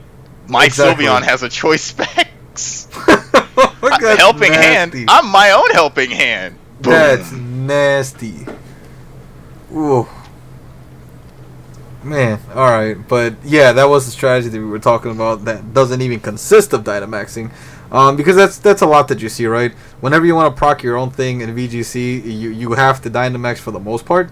It isn't more or less like It's mandatory. it's just mandatory, yeah. Whether you're a Lapras with a Comfey or you're a Hawlucha with a Sylveon with a quick attack, honestly, it doesn't matter. You're most likely gonna Dynamax just to guarantee that you survive, and then you land the hit. Yeah. On a side note, well, actually, not on a side note. Moving on to the next one strategy, and I think we all have opinions on this. Follow me. I'm pretty sure he just picked on it right now, Tehran. But follow me, Rage Powder. Honestly, I loved this thing in the beginning until I started playing rank. Like when I first started playing this game competitively, it was just about us. It was Star Maestro, it was me, it was J-Man, Tehran. And I was the go-to follow me person. And follow me was great. I was a noob. I didn't know any better. I was like, oh man, this is too strong. You go online and then you have an equivalent to that uses follow me. And now you start to think this is what they went through. So how am I going to overcome this? This is what I did to them. Why am I such a bad? How do I sleep at night? And yeah, there is something nasty though when it comes to Rage Powder. Like, and it's not even. Yeah, no, honestly, yeah, anything with a Rage Powder. Because here's the thing. I fought J-Man in a tournament a couple times ago, right? A couple weeks ago, where he had what's that thing called? An Amoonguss, right? He had an Amoonguss out in the field. My instinct said, look, he's gonna Rage Powder. I already know what he's gonna do, right? Turn 1, Rage Powder. His second Pokemon's gonna Tailwind, or it's gonna Nasty Plot, whatever, right? Because that's how it usually goes. It's follow me plus something else. No, I was completely wrong. This thing was sashed and it Rage Powder, and I knew better. I knew better, but I Dynamaxed my Pokemon and he guessed correctly, and he survives the hit and he Rage Powders. I was devastated. No, I thought you did Spore. Or Spore. So I'm sorry, Spore. Yes, Spore, which is same thing, right? It puts you to sleep. I was devastated. And that's the thing with him, right? So, like, if you have Indeedee, whatever, I mean, Helping Hands coming out, a Protect, Follow Me, like, it's whatever. A Spore? That hurts. Because you don't know when you're going to wake up. You could wake up after turn 1. You may never wake up. And now that thing's just sitting out there as a liability. Because your strats are gone. And usually in doubles, you need both your Pokemon in order for you to like circum, right, your opponent. If you only have one while the other one is asleep, there is no strategy. Like it's all gone. Like what is my Grimmsnarl with Prankster gonna do? It's like, alright, you got screens up, you're gonna survive this, but I'm not really doing anything. Or I got my Whimsicott out there and my heavy hitter, but he's asleep. Hey buddy, wake up! I just tailwinded. You have 5 turns. I don't have 5 turns. I'm gonna die in 2. Yeah, I don't know. Any thoughts on you guys with the Follow Me and the Rage Powder? Oh boy. So I've been dealing with Follow Me for a very long time. I actually need to check to see when this move was introduced because I don't remember. It's been here for so long that I just sometimes I boot up the game and think, oh yeah, Follow Me, that's always been here. That's been here since Gen 1. No. No. I think it's been here since Gen PGO to Follow Me. The original Oh, that's kiss. why. That's why I thought it was ubiquitous. Follow Me was introduced in Gen 3. Oh, It has been it's here for a long time. And, whew, yes, everything Weakness Policy just said is absolutely true. So you got the premium Follow Me users like Togekiss and Clefairy with an Eviolite. Oh my goodness, I don't like looking at Clefairy with Follow Me. Because 9 times out of 10, he is running Friend Guard. Alright, 25% reduction to my buddy over here. What? Follow Me! So wait, even if I do a spread move, yep, I still got him covered. He's wagging his left hand, but he's holding his other tiny little hand in front of his buddy. Like, you can't get him! I will protect him! And sure enough, that little guy does protect him. It's annoying. It's egregious. But for me, I am honestly neutral to Follow Me, and I want to say that because I've basically been with this move has been with me since 2002. So I'm used to it. I see a Pokemon that like can use it competently, and I just immediately assume, yeah, you definitely have Follow Me. The question is, are you going to use it? And I determine my answer based on who the opponent is. Here's the thing that I don't like about Follow Me. It redirects everything to the user, including moves that you were using to target your own allies. So if I wanted to do that Swagger strat with Persimberry Sceptile, and Indeedee pops Follow Me, Swagger is going to Indeedee instead. That means my strat just got delayed by 1 turn. Whereas my opponent's strat is getting off the ground because all he needed to do was pop Follow Me successfully. That's a problem. That's a serious problem. I'm losing uptime because you decided to be in the way? No, sir. No, no, no. And this is where moves like Swords Dance are more valuable, because you can't take away something that targets yourself. Or you could just do spread moves. But it's doubles, so your spread moves get weaker. But it's an run into the Clefairy. But it's a powerful it's an equal trade in my opinion, because you're getting damage on both of your opponent's Pokemon when your opponent's goal for that turn was to prevent damage on one. You might have just completely borked their strategy by doing a spread move. Like if they wanted to do Water Spout or Eruption, that chip damage from the spread move, even if it doesn't pick up the KO, Eruption is based on how much of your max HP, how much of your HP is close to maximum. Even just dropping the opponent down to 75% lowers the damage of Eruption considerably.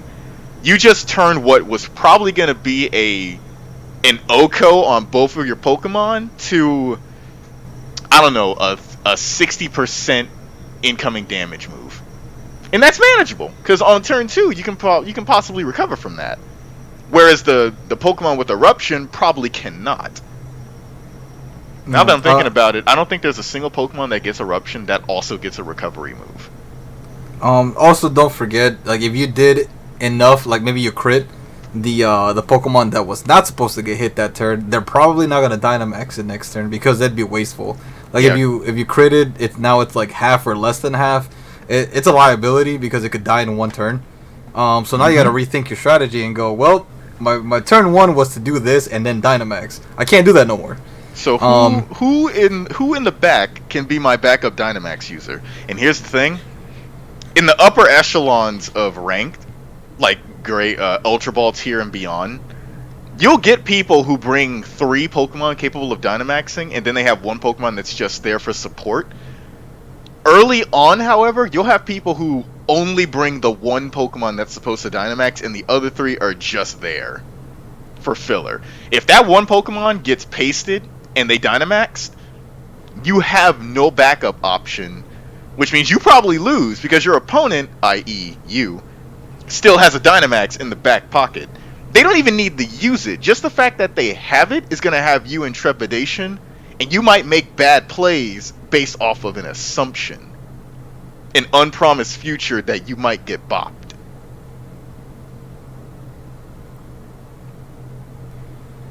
Basically, I do like my mind games in Pokemon. I do like them.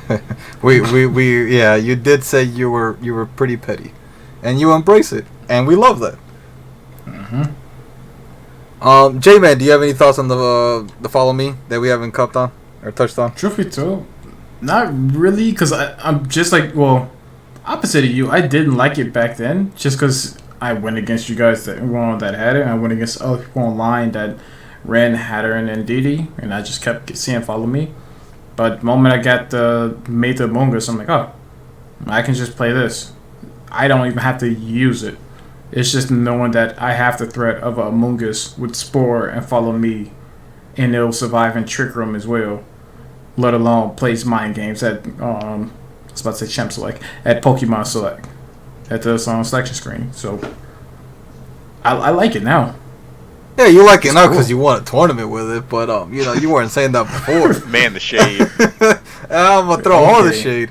Yeah, and that's what I'm saying. Like, that is a mind game. Like, you what do you do, right? You see an Among Us out there. There's different strats. It could have that berry that reduces the damage from fire. It could have a Focus Sash. It could have leftovers. And then the other thing is it gonna Rage Powder? Is it gonna Spore? Like, what is the intent here? Yeah, like I said, it does have to protect. And Dynamax and did this. Exactly. Yeah, that's the other thing. Yeah, I mean, there's just so much for it. And then it's never going away, right? The Follow Me plus something else is always going to be there, especially since we play doubles. So it's just something to get used to, but it's not something I wish I saw too much of it. And then speaking of Follow Me with the Hatteran, the last thing I have on my list is Trick Room. Like, I understand that's a move, but that's also a strat seen a lot in VGC. And one of two things is used because... Actually, no. The only reason you want it is because you have speed control. And this could be used with fast Pokemon or slow Pokemon. Because imagine if I have a full offensive team and you just outsped me because you did Tailwind. Now I do Trick Room and now I'm faster again. Like, it's a way to do, gain speed control whether you have slow or fast Pokemon. The two main things that I liked, I guess, for as far as strategies that'll go off, was the Hatteran Indeedee, right? You would Indeedee Follow Me, Hatteran does Trick Room, and then turn 2, Dynamax, Misty, Gmax Smite, confuse both targets, and let's have a good time. And then the other one was Liepard and the Hatteran, where the Liepard has Prankster and Copycat, and then Hatteran would Dynamax, Max Guard, which would be the Trick Room move, and then Liepard would do the Copycat, and because that's Prankster, it's going off.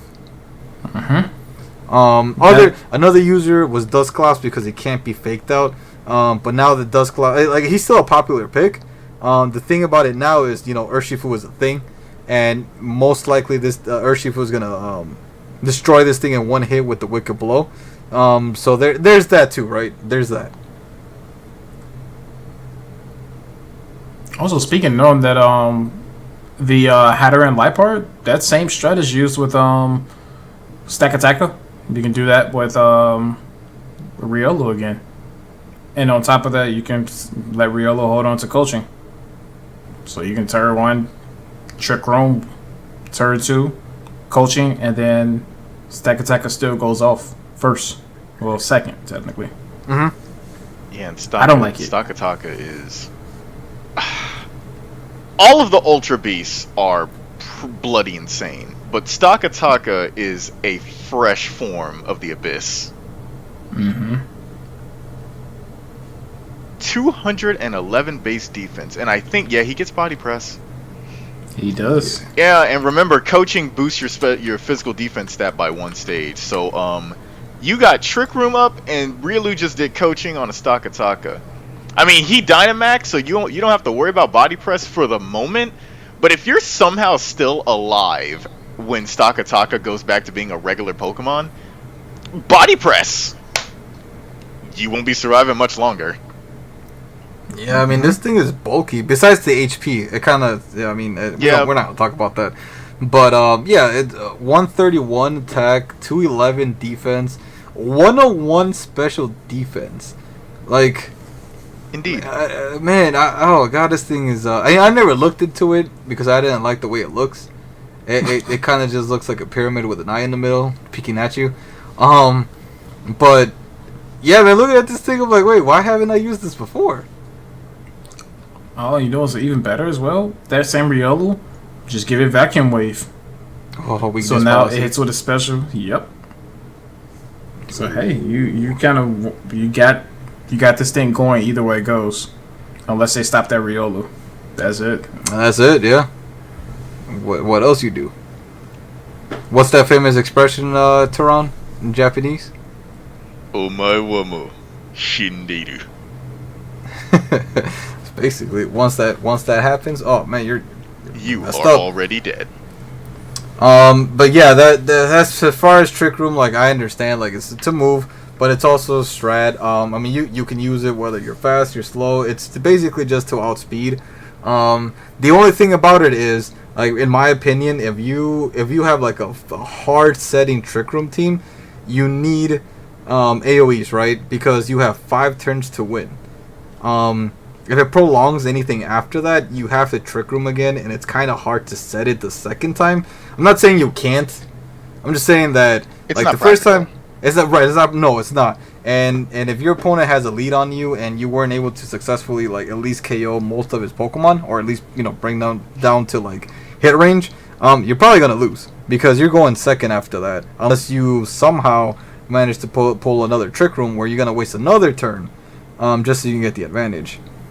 Now Tehran has been using this a lot longer than we have, and I think he said he was a heavy Trick Room user in the past.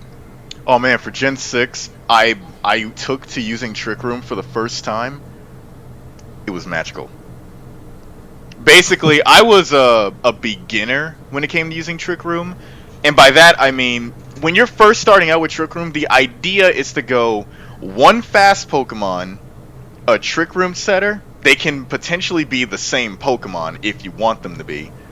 And then the remaining 4, or the remaining 5, are all Pokemon that benefit from Trick Room being up.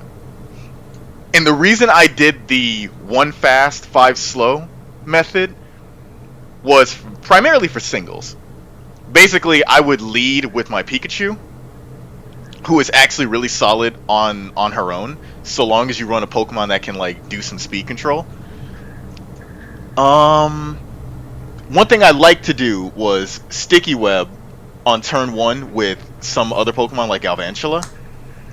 Either switch Galvantula out on a safe turn, so basically when I predict the opponent's gonna buff up or switch themselves, or I let Galvantula fight until it gets KO'd.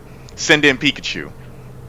I know I'm gonna be faster than whatever is currently on the field that's not necessarily affected by Sticky Web, but everything that comes in after that, it's slower than Pikachu, so I can set up Endure, get to 1 HP, and then just fire off Reversal. You're gone. Reversal KOs basically everything. And I did the calcs on this like a long time ago. Metagross. A Metagross with like max HP and, not max defense, but max HP and like max attack. With a fully invested Pikachu, with the build that I did, I ran Jolly Nature instead of what's the other one? Adamant. Yeah, I ran Jolly instead of Adamant for maximum speed. A reversal from a 1 HP Pikachu on a Metagross with max HP, that's a KO. Despite the fact that it's a neutral hit, it's enough to pick up the KO. And that's pretty good. If I can KO a Metagross in one hit, I'm not particularly worried about anything else. And when Pikachu goes down, send in the Trick Room user. Pop Trick Room. I have enough of a lead that not getting Trick Room probably doesn't even matter. It depends on the Pokemon that I send in. Because the thing with Trick Room, and I did this as a novice, I used Pokemon that were super slow and had bad defenses, but their HP and attack stats were on point. So long as they're under Trick Room, I just gotta get one hit in. I just have to hit you before you hit me. That's all that matters. And so long as Trick Room is out, that's definitely gonna happen. I have swept enemy teams with a Parasect. And you don't want to get swept by a Parasect. That's like career ending for some people. Because Parasect is not considered a very good Pokemon.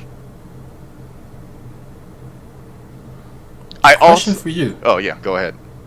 Oh, sorry about that. Reversal.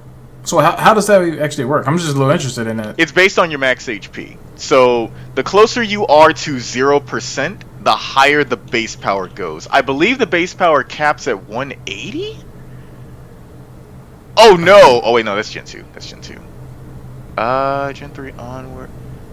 No, it caps at 200! Oh, so you get down to 1 HP, and that move itself is just 200. It's a 200 base power move. Realistically speaking, actually no, not even realistically speaking, because if you're going to use Reversal, you're using it with Endure on a Pokemon that you know is going to get dropped to 1. The range you're looking at is 150 base power or 200 base power. You're either at 150 or you're at 200. If you're not at those two thresholds, you should not be using this move. Okay. But yeah, my Pikachu is running at you with 200 base power off a Reversal. It doesn't get Stab, but it's operating off of a 218 attack stat, I think. No, I'd have to look that one up. Because you're basically considering Pikachu with the Light Ball, right? Which literally doubles their attack stat. It's 117 times 2. No, in my case, it's 107 times 2. And that is 214. Why did I remember that? Oh my god, my goodness, I've been playing this series for too long. And no, that's power though. It 214 physical attack with a 200 power base move.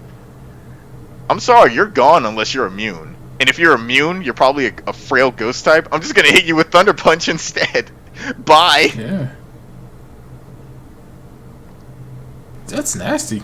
Yeah, and my support, every other Pokemon I had, so I had a Trick Room setter in the form of Mega Baynet. This is dumb because Mega Baynet is different from regular Baynet in the sense that it gets Prankster as its ability. So, Mega Evolve. Yeah.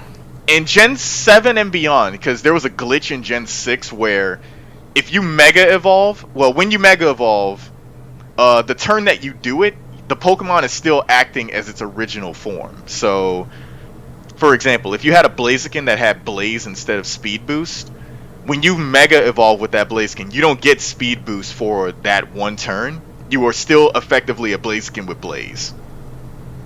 And that was a problem for a lot of people. So, a common strat was Mega Evolve into Protect. This way, you protect yourself long enough to actually kick in your Mega Evolution stats and abilities.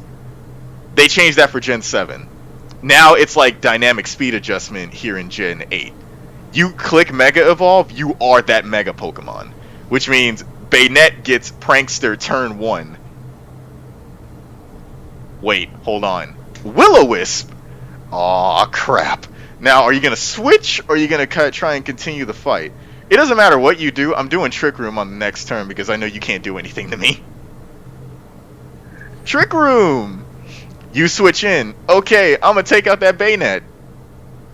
No, you're not. My attack stat is like 300 and something. Bye, Shadow Claw. I could sweep with Mega Bayonet alone. Man, I miss Mega Bayonet. Hey man, if only we had Megas. If only.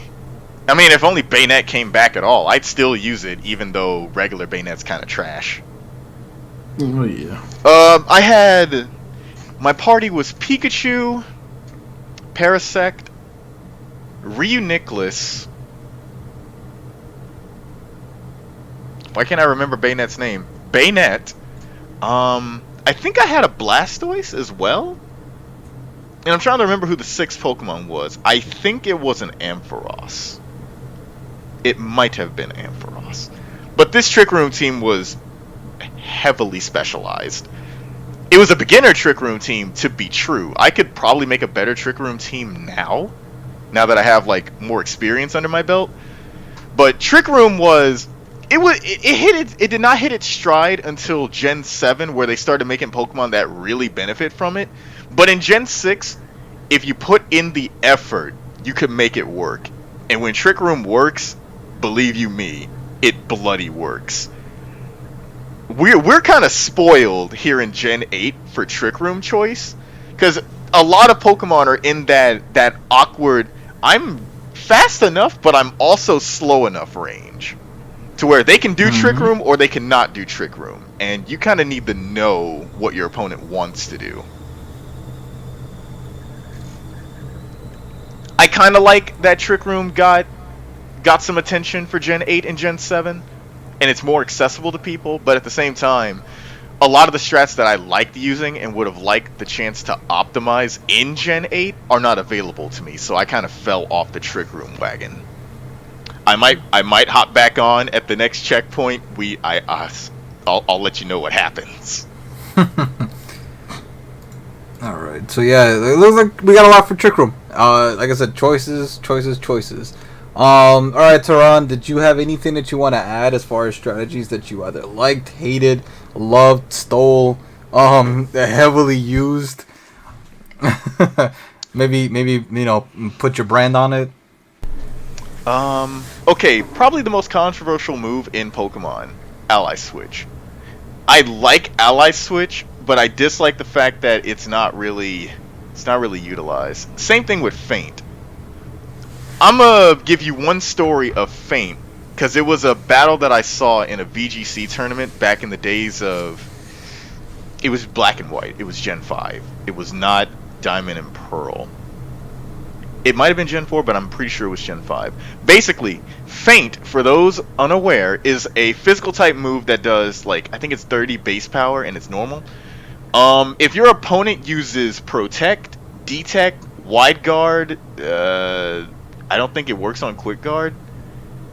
But if they did Protect or Detect, and you hit them with Feint, not only does it bypass Protect and Detect, it also nullifies the effect of that move for the rest of the turn.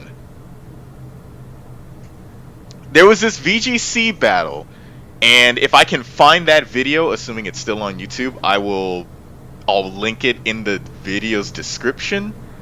But here's what happened. This guy had a Lucario and a Metagross? No, a Tyranitar. He had a Tyranitar. So he had Sandstorm up, right? The opponent had a Metagross and a something. And the something that I can't remember what it was, this Pokemon was not immune to the effects of Sandstorm. So all the player with the Lucario and T-Tar needed to do was pop Earthquake to do enough damage to both the Metagross and the partner Pokemon, so that Sandstorm would do chip damage and guarantee the win.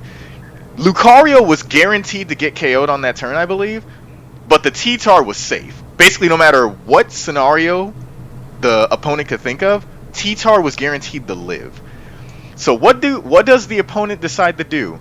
They decide to stall it out for one turn. Because if they can get rid of Lucario, they can gang up on T-Tar and potentially close this battle out. So they protect with their one guy, and they go on the offensive with Metagross. Here's what happens. Lucario does Feint and guesses correctly on the protect slot. T-Tar does Earthquake and picks up the KO on both Lucario and the Metagross. It doesn't KO the partner Pokemon of the Metagross, but that Pokemon has like red HP, and Sandstorm is still up, and Protect is gone. Chip damage from Sandstorm, battle over. This dude won the championship title for that. My mind was blown. Why is no one else using this move? The answer is simple. The move is really hard to use. Situations like that in tournament are incredibly rare, and pulling it off with that amount of finesse, oh man, that is a sight to see. I am so happy that was caught on camera. Yeah. I mean, circling back to your ally switch, best move in the game. I don't know how to feel about it as far as like comparing it to anything else, because it's so guessed correctly, it's basically a follow me, right? If done correctly, it's basically a follow me, and like for me, it's harder to use, or not harder.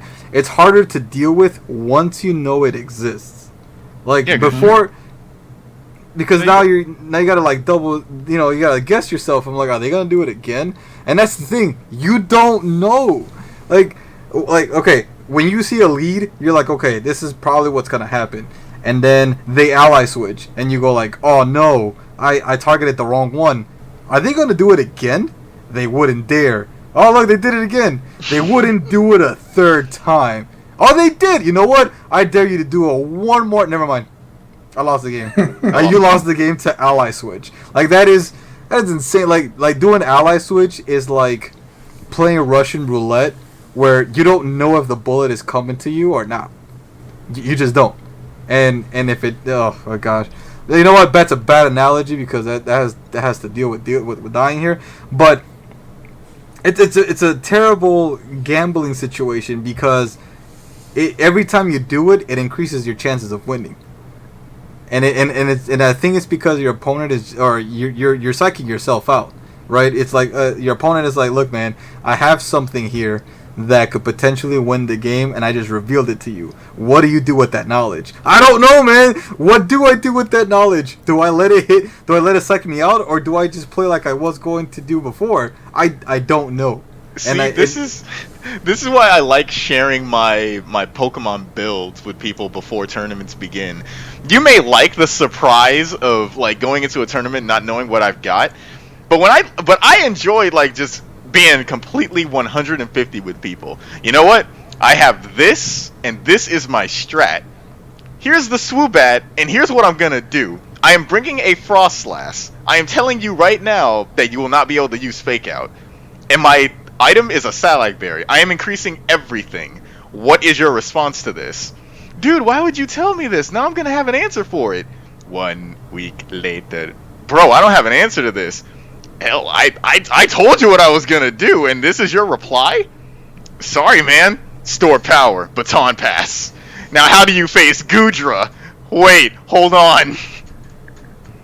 Not just any Pokemon, right? It's a bulky special attacker Goodra. It's a bulky pseudo-legendary. You are not prepared. No. And I like that. Like, you just show that you have ally switch. You don't even have to use it correctly the first time. You're just like, I have this.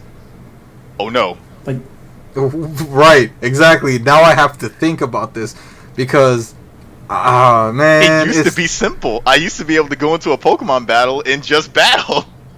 Right, and now it's like, and that was my mentality until you showed me ally switch. Now I don't know what to do.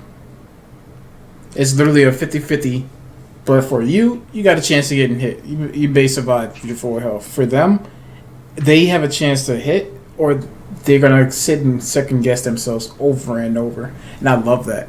Like, I love that move. Like, for instance, like I was playing maybe 2 or 3 days ago.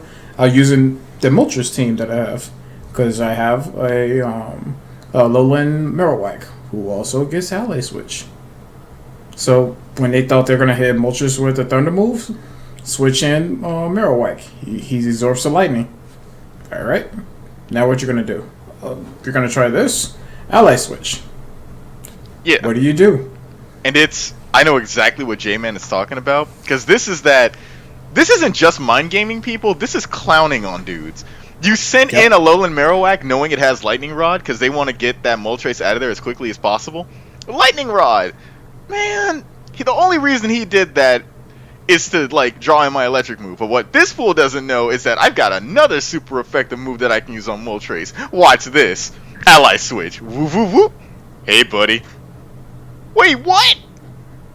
You just wasted 2 turns trying to get at this Moltres. He clowned on you, and you have no reply. You have to hold the L. Meanwhile, the Moltres is still attacking each turn. It's like, alright, take it. Yeah. Imagine ally switching and nasty plot. Like That's also nasty. that's also, and then turn 2, ally switch, Dynamax the Moltres, and here we go for a fun time. Click, click attack. It's like a box of chocolates. You never know what you're gonna get. All I got is disappointment. From ally switch. Oh my gosh. It's a controversial move because it's notoriously difficult to use correctly, arguably more so than Feint. But oh man, when you see it used correctly, it's a treat. I really do like seeing people use ally switch in tournament level. Because then it's like, okay, you actually took the time to learn this move, and I'm seeing what someone who puts in that practice can do with it. And what I'm seeing is absolutely disgusting, but it's also hilarious. Just so long as it doesn't happen to me. The way I approach Ally Switch, a lot of Pokemon get it that you don't expect to get it. But if a Pokemon gets Follow Me and also Ally Switch, I think that's a downfall. I think that's like a really bad disadvantage for the user of Ally Switch. And here's why. I remember I was battling someone who had an Indeedee. I think this Indeedee knew Ally Switch. Wait, does Indeedee get Ally Switch, or am I going? I believe so. Am I going crazy? Galarian Mr. Mime.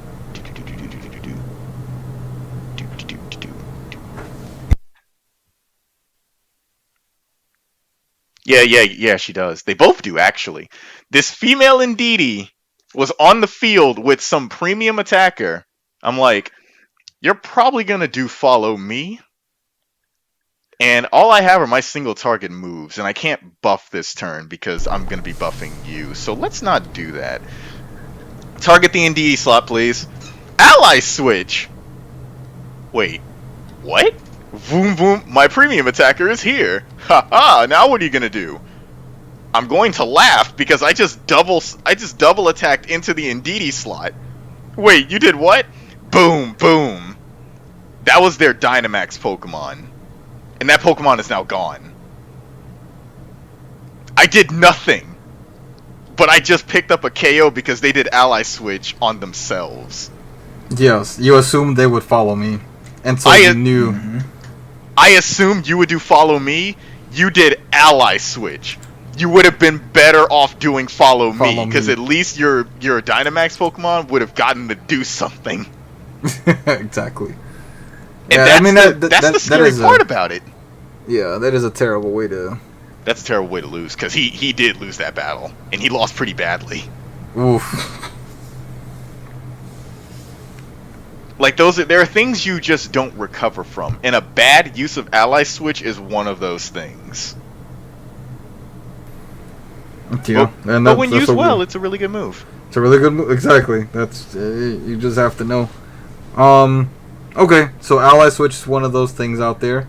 What else you got? Well, Ally Switch, Feint, already discussed those. People don't really use Trick anymore, I've noticed. So the last time I saw Trick was... so originally was... You told me about this. Where you would trick the... Okay, so this is back in like... You know, this is still Gen 8. But this is back in like Season 1 where Charizard was the first, you know, Gigantamax allowed or whatever. And you just have to assume it's gonna Dynamax or Gigantamax in turn 1. And y'all told me about this. You use Trick, switch items, eject button, quick attack. and then boom, your problem is gone. The next time I saw it was with J-Man, which, oh my god, I can't believe I'm saying this right now, but J-Man used this with a full instance to use speed control. Because it was that tournament! I used it before. Oh, that was, yes, oh man, that's what he did. yeah, I remember this. Whether or not I tailwinded or trick roomed, he said, "Here, hold this. You're the slowest thing now." And I was like, "What is this? A full instance? You know what? I'm gonna ignore it." And I was wondering why I kept going last. and then, oh gosh, but that was a good. That was good. That was awesome. I was good. Because the thing is, in that tournament, I battled J-Man before everybody else did. He popped Trick and gave me full incense, because it was a throwaway turn for him, because that round was over. He's like, man, I don't think you benefit. I think you actually benefit from full incense, but I'm going to give this to you anyway. I saw the item trade, and I'm like, that doesn't hurt me. Wait, full incense. Which one does that do again? You petty! You finna do that to people? I'm finna do that to people. Oh man, this is finna be great. Man, I remember I trick room turn 1, Dynamax had her in, he does trick. And then I'm like, why am I slower than Metagross? What the heck is going on here? Whoa. No, not Metagross. You had something else. I don't remember what you had out there, but look, it was both our Dynamax Pokemon. Yeah, you did have a Metagross. Never mind. You did have a Metagross. Yeah, Metagross. Also, Rotom on that team. And I was just like, why am I... I'm supposed to be the first thing going.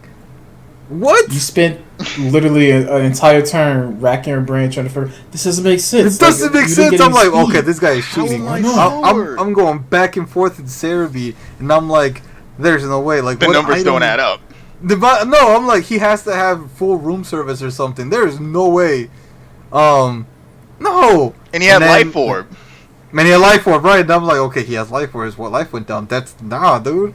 I trick room, right? I press Y, look it up. I'm like, yeah, I got three more turns left. What the? Got this man questioning reality. Oh, I am wrecking my brain. But then, he got tricked indeed. That's exactly what happened. I was just like, oh, that's what. I have been bamboozled. Like, he's like, ironically, that's the second time I've done trick, because the first time was with Rotom and gave it the Choice Scarf. Because at that point, I'm like, all right, if you're gonna do Trick Room, you're gonna go ahead and hold this item. That way, I always win. Yep, that's petty. Hey man, here, just Choice Scarf, follow me. Choice Scarf, this follow me. This isn't what I wanted, but this is what you gotta do. Choice Scarf, this Trick Room. Damn. Oh, that's nasty. Oh my god, can you imagine Nasty Plot Galarian Moltres? Here, guy, take this. Ooh, I'm faster. Wait a minute. I just Nasty Plot this turn. Yep. And I guess what you're stuck with next turn. Son of a fish. Mm-hmm. Wait, this isn't what the shareholders wanted. I'm sorry, but changing economy means changing times. Wait a minute. Does that work for Protect? What, trick? No, I meant like, well, Protect has a priority, what, 5? I thought Protect was 4? One of the highest priorities. I thought it was 7. Let's confirm. +4. +4. Okay, so Trick wouldn't go off. Okay. I was just wondering, I'm like, man, would you be stuck using Protect? Oh my, that is... I mean, yeah, you're right. I mean, with that, you're either forced to switch out, or you just take advantage of the move, or of the item, right? Oh, the thing you do with Protect, and this is really petty. Pop them with Encore. Yeah.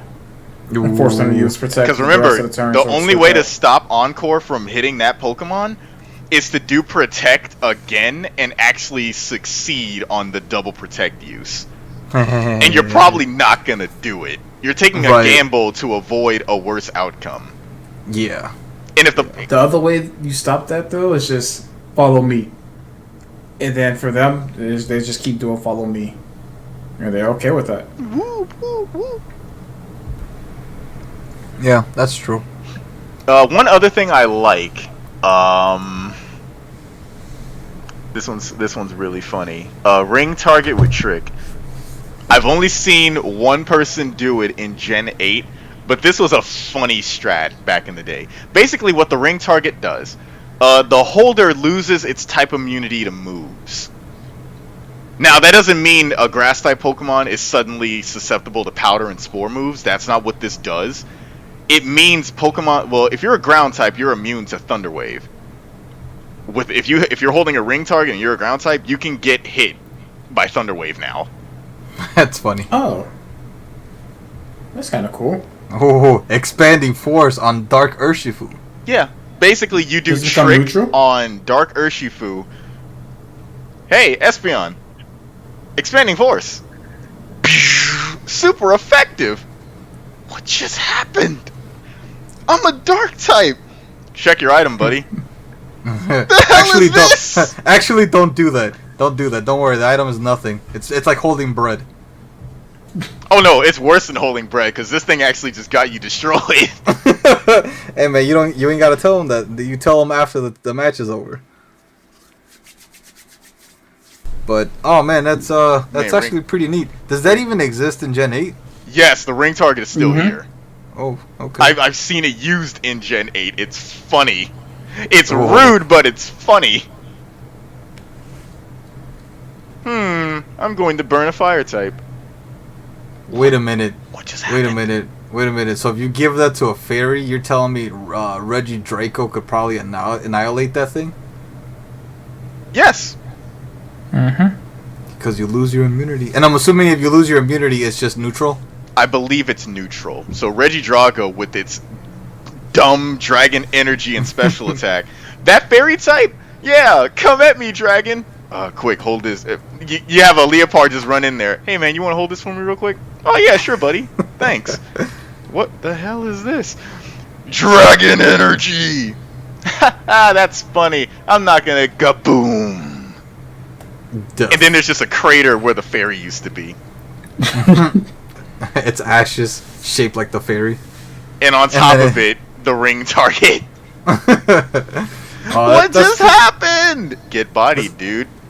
That's actually pretty dope. I mean, I guess it would be hard to pull, but the reward though. The reward is insane. Yeah. That's another one of those difficult to use moves, but if you can pull it off, it probably just won you the game. Yeah. Your opponent might be so flabbergasted that they got faked out by this strat that they might just quit the match altogether. And that's an awful way to win. I would have liked my opponent to play it to its conclusion, but if you get someone to rage quit off of a brilliant strategy, I think that is a worthy win unto itself. It is, yeah, correct. Like, I agree. Hey, I mean, hey, look, this is the one big brain play that they were able to see. What else can you do? And you know what? I'm too scared to find out. We just end here. Alright, this man just did ring target with trick and then destroyed me with a move that's not even supposed to touch me. He's got 2 Pokemon left in the back. I don't want to know what they do. I'm gonna head out. It's over. I brought nothing but fairies, and he has a dragon type out there. Never mind. I thought I was gonna win. I was wrong. I thought I was done. Okay. And I guess with that, we'll conclude the podcast for today. Tehran. Thank you. Thank you, gentlemen, for joining us this week on the Technical Record Podcast. We have been your hosts, Tehran. Weakness Policy. And J-Man. We shall see you next week. Until then, take care and farewell.